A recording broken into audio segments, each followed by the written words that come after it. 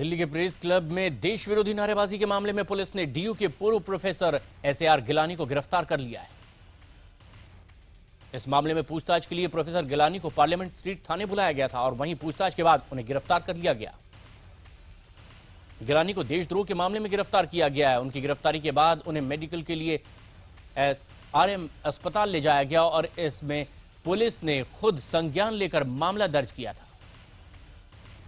10 फरवरी को दिल्ली के press club में देश विरोधी नारेबाजी की गई। इस दौरान अफजल गुरु की याद में कार्यक्रम भी रखा गया था।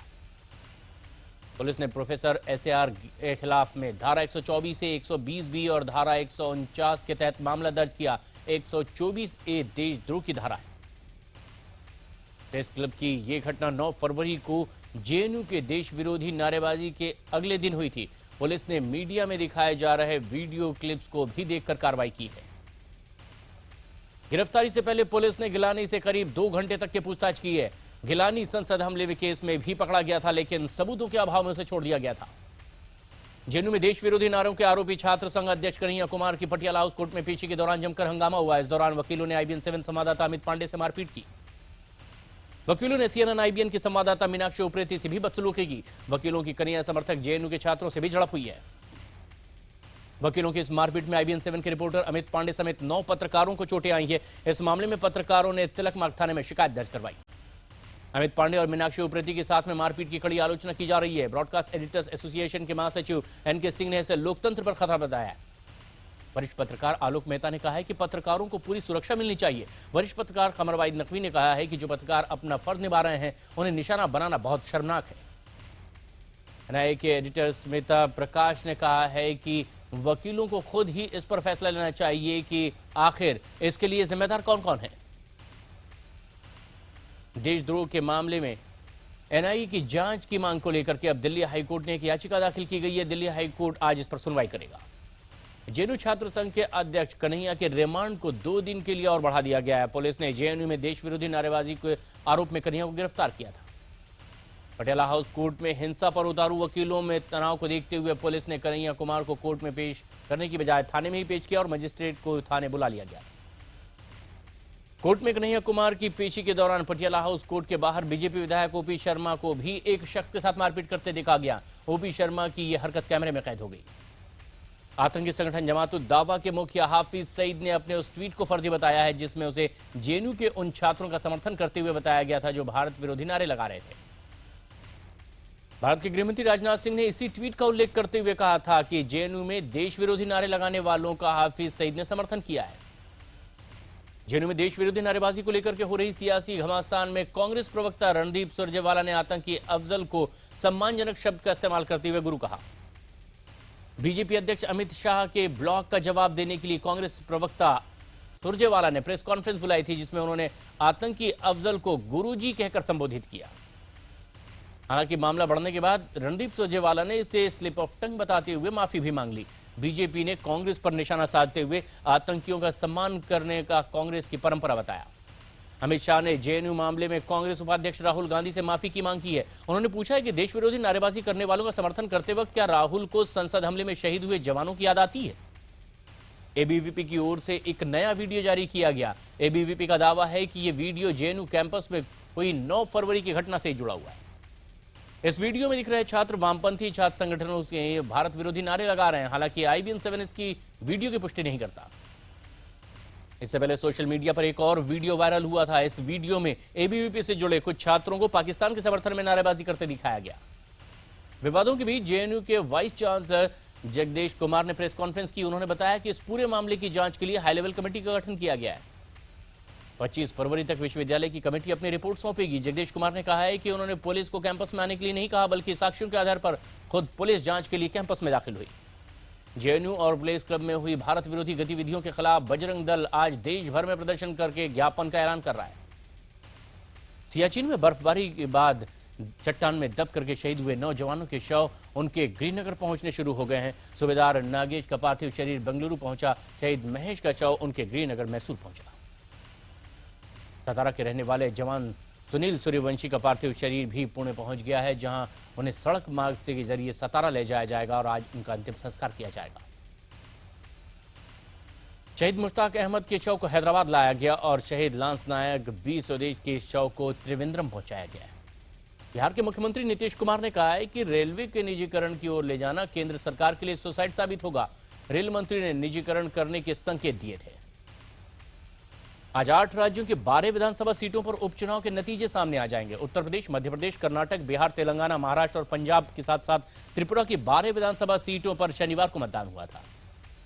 यूपीए सरकार के कार्यकाल में देश से बाहर 505 अरब डॉलर का कालाधन गया। इस मामले में काले धन पर बनी एसआईटी ने अब डीआर को जांच के आदेश दिए हैं।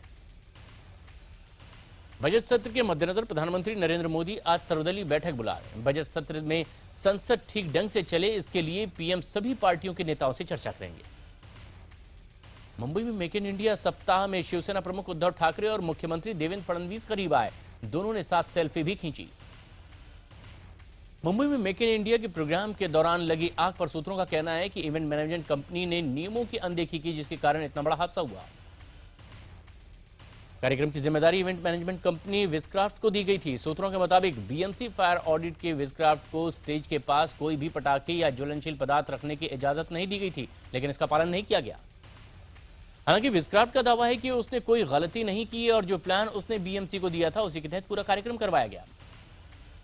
खुद के तबादले को लेकर के मद्रास हाई कोर्ट के जज जस्टिस सीएस कर्णन ने सुप्रीम कोर्ट से अब नोटिस दिया है। उन्होंने चीफ जस्टिस को नोटिस जारी करके कलकत्ता हाई कोर्ट ट्रांसफर करने की वजह पूछी है। सुप्रीम कोर्ट ने यह आदेश दिया था कि जस्टिस कर्णन को कोई भी केस न दिया जाए। केंद्र सरकार के कराए गए स्वच्छ सर्वे को मैसूर देश का सबसे साफ सुथरा शहर पाया गया, यानी कि मैसूर देश की क्लीन सिटी है।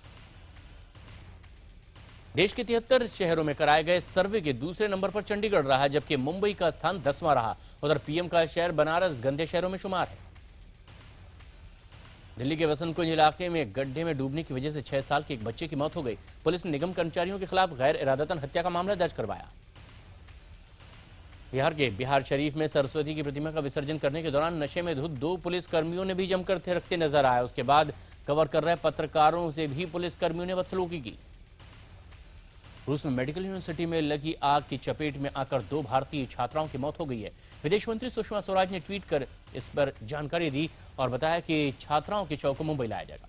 मध्य प्रदेश के मंदसौर में पुलिस ने देह व्यापार के एक रैकेट का भंडाफोड़ किया है। पुलिस ने छापा मारकर 2 दलाल समेत 5 लड़कियों को भी गिरफ्तार किया। भोपाल में बीती रात एक सड़क हादसे में यूपी की आईपीएस ऑफिसर कमलेश्वरी खरे के बेटे सिद्धार्थ खरे की मौत हो गई है। स्कूटी को बचाने के चक्कर में यह हादसा हो गया।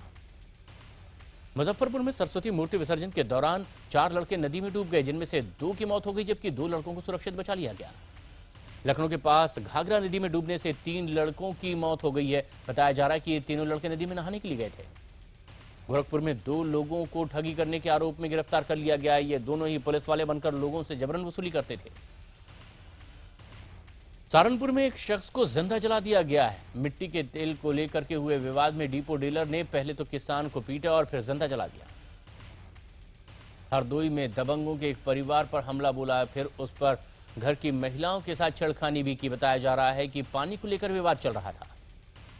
कानपुर के बर्रा इलाके में एक ज्वेलरी शॉप में चोरों ने हाथ साफ कर दिया और 7 सोने की चैन पलक झपकती यहां से गायब कर दी। सीसीटीवी कैमरे में साफ देखा गया कि कैसे कुछ लोग शॉप में बैठी महिला को उलझा करते हैं और फिर एक ने सोने के डिब्बे को ही यहां से चैन छिपा ली। मेरठ में छेड़छाड़ और अश्लील हरकतों की परेशान एक युवती ने मनचले को जमकर पीटा और उसका मुंह काला भी कर दिया। गाजियाबाद में स्नैपडील कर्मचारी दीप्ति सरना के अपहरण का पूरा सच अब सामने आ गया है। एक तरफा प्यार में पड़े देवेंद्र नाम के एक शख्स ने अपहरण की वारदात को अंजाम दिया था। गाजियाबाद के एसएसपी धर्मेंद्र सिंह के मुताबिक अपहरण का पूरा प्लान एक फिल्म देखकर बनाया गया था। मुख्य आरोपी देवेंद्र ने दीप्ति की 150 बार रेकी की थी, लेकिन कभी उसके सामने नहीं आया था। आरोपी ने अपहरण के बाद दीप्ति का हमदर्द बनने की भी कोशिश की, जिसमें वो काफी हद तक कामयाब भी हो गया। अब तक देवेंद्र समेत 5 लोगों को इस मामले में गिरफ्तार किया जा चुका है। यूपी के फैजाबाद में एक कबाड़ी की दुकान में विस्फोट हो गया। हादसे में 2 लोगों की मौत हो गई और हादसे में 2 लोग घायल भी हो गए। लखनऊ में 5 दिन से लापता 12वीं की छात्रा का शव मुख्यमंत्री अखिलेश यादव के घर के पास नाले में मिला है। 10 फरवरी को छात्रा घर से स्कूल के लिए निकली थी, लेकिन वो स्कूल ही नहीं पहुंच पाई। पश्चिम बंगाल के बेलघरिया में हाईवे पर एक बेकाबू ट्रक ने 4 बच्चों को कुचल दिया। इन बच्चों की मौके पर ही मौत हो गई। बच्चों की मौत से भीड़ बेकाबू हो गई और उसने जमकर बवाल किया। भीड़ ने पुलिस पर भी जमकर पथराव किया। फरीदाबाद में एक प्रॉपर्टी डीलर को गाड़ी ने कुचलकर मारने की कोशिश की और यह मामला तस्वीरों में कैद हो गया। सीसीटीवी तस्वीरों में साफ साफ देखा गया कि कैसे सड़क के किनारे चल रहे प्रॉपर्टी डीलर को एक कार कुचलने की कोशिश करती। फरीदाबाद में चोरी के शक में पकड़े गए 2 युवकों को पेड़ से बांध करके जमकर पीटा गया है। पिटाई की ये तस्वीरें मोबाइल फोन में कैद की गई। महाराष्ट्र के पुणे शहर में लड़की के साथ रेप की वारदात का घटना सामने आई है। आरोपी लड़की का दोस्त ही है और एक जिम का इंस्ट्रक्टर है। मध्य प्रदेश के झाबुआ में सड़क हादसे में 8 साल के मासूम और उसके दादा की मौत हो गई। कोलकाता में इंटेली इलाके में एक स्कूल के सामने बाइक सवार बदमाशों ने अचानक फायरिंग कर दी। वारदात में एक शख्स की मौत हो गई। यूपी के अलीगढ़ में एक ट्रक ड्राइवर की गोली मारकर हत्या कर दी गई। पुलिस ने 3 आरोपियों को गिरफ्तार कर लिया है। दौसा में एक बिल्ली को दूध पीने का लालच इतना भारी पड़ा कि बिल्ली की जान पर ही बनाई। बिल्ली ने दूध के चक्कर में लोटे में मुंह डाला और वो उसी में फंस गई। बिल्ली की लाख कोशिशों के बावजूद वो लोटा मुंह से निकालने में कामयाब नहीं हो सकी। आखिरकार आसपास के लोगों ने बिल्ली को पकड़ा और लोटा निकाला, तब जाकर बिल्ली को राहत मिली। राजस्थान के नागौर में एक धार्मिक कार्यक्रम के दौरान अग्नि नृत्य का प्रदर्शन किया गया, जहां पर जसनाती परंपरा के सिद्धों का धार्मिक कार्यक्रम था। जम्मू कश्मीर के राजौरी में भारी बर्फबारी के बाद 3 दिन से बंद सड़क को फिर से खोल दिया गया है। ये रास्ता पुंछ और राजौरी को आपस में जोड़ता है। अचानक हुए मौसम में बदलाव के बाद उत्तराखंड के कई इलाकों में जमकर बर्फबारी हो रही है। फरवरी महीने में लगातार तीसरी बार भारी बर्फबारी से किसान बेहद खुश हैं। करीना कपूर और अर्जुन कपूर की नई फिल्म की एंड का की पहली झलक सामने आई है। फिल्म में पहली बार अर्जुन कपूर के साथ करीना कपूर रोमांस करती नजर आएंगी। 2.5 मिनट का ये ट्रेलर काफी यूनिक और मजेदार लगता है। करीना और अर्जुन की सिजलिंग केमिस्ट्री भी खूब जच रही है। इस फिल्म में दोनों के कई लिप लॉक सीन्स भी हैं और कॉमेडी एलिमेंट भी इस फिल्म में है। आर बाल्की के डायरेक्शन में बनी ये फिल्म 1 अप्रैल को रिलीज होगी। दीपिका से मिले टोरंटो पहुंचे रणवीर सिंह ने वैलेंटाइन डे की शाम बास्केटबॉल का मजा लेते हुए बिताई। सलमान खान की बहन अर्पिता खान का 14 फरवरी को बेबी शावर रखा गया। मुंबई के एक 5 स्टार होटल में इस रस्म में बॉलीवुड के कई सेलिब्रिटीज भी पहुंचे। दिव्या खुसला कुमार की फिल्म सनम रे ने पहले वीकेंड में ही 17.5 करोड़ का बिजनेस कर लिया है। श्रद्धा कपूर को आप जिस फिल्म के लिए बतौर लीड हीरोइन साइन किया गया है, उस फिल्म में श्रद्धा गाना भी गाएंगी। सलमान खान और अनुष्का शर्मा की नई फिल्म सुल्तान का एक नया पोस्टर सामने आया है। पोस्टर में अनुष्का और सलमान एक साथ दिखाई दे रहे हैं। सोनम कपूर अभिनीत फिल्म नीरजा की स्क्रीनिंग में आमिर, ऋतिक, करण जौहर समेत कई नामी सितारे पहुंचे। आमिर ने इसे सोनम कपूर की अब तक की सबसे बेहतरीन फिल्म बताया। रूस के फाइटर प्लेन लगातार सीरिया में बमबारी कर रहे हैं और पूरे इलाके में अफरा तफरी का माहौल है। इस हमले में 50 लोगों की मौत हो गई। इजराइल में पुलिस की ज्यादती का एक चौंकाने वाला वीडियो सामने आया। यहां एक अपाहिज शख्स को पुलिसकर्मी ने व्हील चेयर से गिरा दिया। स्पेन में भारी बर्फबारी के बाद तापमान काफी गिर गया है। कई सड़कें बर्फ की वजह से बंद हो गई है। चालकों को भी वाहनों को आगे ले जाने में भारी दिक्कत का सामना करना पड़ रहा है। रूस में स्कीइंग प्रतियोगिता का आयोजन किया गया, जिसमें 10,000 से ज्यादा लोगों ने हिस्सा लिया। पुर्तगाल के मध्य और उत्तरी इलाकों में बाढ़ ने कहर ढा रखा है। 7 जिलों में अब रेड अलर्ट घोषित कर दिया गया है। फिलीपींस में पूरी दुनिया में महिलाओं और बच्चों के ऊपर होने वाली हिंसा के खिलाफ विरोध प्रदर्शन किया गया। इस प्रदर्शन में हजारों लोगों ने बढ़ चढ़कर हिस्सा लिया। चीन के वैज्ञानिकों ने लैब के अंदर ही सूर्य के तापमान से 3 गुना ज्यादा तापमान का प्लाज्मा बनाने का दावा किया है। आईपीएल की नई टीम पुणे राइजिंग का अब ऑफिशियली लोगो लॉन्च किया गया है। इस मौके पर टीम के कप्तान MS धोनी ने टीम की जर्सी लॉन्च की। इस मौके पर कप्तान धोनी ने कहा है कि मेरे लिए आईपीएल का मतलब सीएसके था, लेकिन अब इस बार नई टीम के लिए खेलूंगा, इसलिए थोड़ा अलग फील कर रहा हूं। वेलिंगटन टेस्ट में ऑस्ट्रेलिया ने न्यूजीलैंड को 1 पारी और 52 रनों से हरा दिया है। न्यूजीलैंड की दूसरी पारी 327 रन पर ही सिमट गई। वेलिंगटन टेस्ट की जीत के हीरो रहे ऑस्ट्रेलियाई बल्लेबाज एडम बोक। उन्होंने 239 रनों की शानदार पारी खेली है, इसलिए एडम को मैन ऑफ द मैच चुना गया। शारजाह में खेले गए T20 tournament Pakistan super league के दौरान एक मैच में 2 पाकिस्तानी क्रिकेटर ही आपस में भिड़ गए। दरअसल 5वें ओवर की पहली बॉल पर क्वेटा ग्रेनेडियर्स ने बल्लेबाज अहमद सिराज को छक्का लगा, लेकिन अगली ही गेंद पर पेशावर जालमी की गेंद वहाब रियाज ने शहबाज को बोल्ड कर दिया। विकेट लेने की जीत का जश्न मनाने के चक्कर में उनकी शहजाद से कहा सुनी हो गई और दोनों के बीच धक्का मुक्की की नौबत आ गई।